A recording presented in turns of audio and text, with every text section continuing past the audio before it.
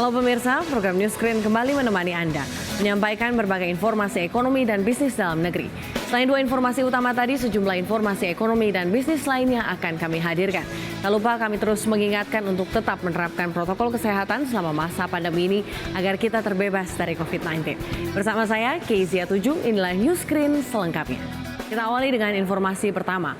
Pemerintah semakin optimis pertumbuhan ekonomi tahun ini akan mampu mencapai 5,2%. Menko Perekonomian menjelaskan pertumbuhan 5,72% pada kuartal ketiga menunjukkan proses pemulihan yang kuat.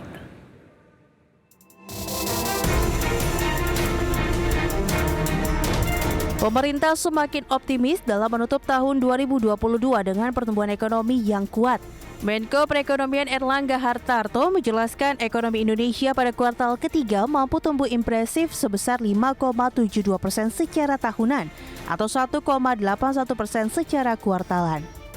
Untuk itu pihaknya makin optimis pertumbuhan ekonomi di akhir tahun akan mampu mencapai 5,2%.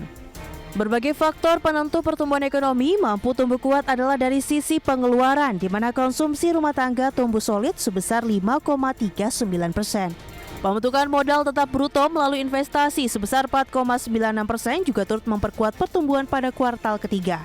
Dari sisi sektoral, transportasi dan pergudangan mampu tumbuh tinggi sebesar 25,81%. Diikuti akomodasi makanan dan minuman yang tumbuh 17,83%. Pertumbuhan yang solid tersebut didukung seiring pulihnya mobilitas masyarakat yang memperkuat konsumsi rumah tangga. Secara keseluruhan, pertumbuhan ekonomi diprediksi tetap optimis di angka 5,2%, dan di tahun 2023 itu juga di atas 5,3%. Kita ketahui dari berbagai lembaga juga memproyeksi pertumbuhan ekonomi Indonesia dalam range 4,7 sampai dengan 5,1%. Artinya tahun depan Indonesia juga diharapkan jauh dari resesi. Erlangga menambahkan secara spasial pertumbuhan ekonomi di berbagai daerah juga menguat, di mana hampir seluruh provinsi pertumbuhan ekonominya lebih tinggi daripada pertumbuhan ekonomi nasional. Dari Jakarta, Rarju Patmo, IDX Channel.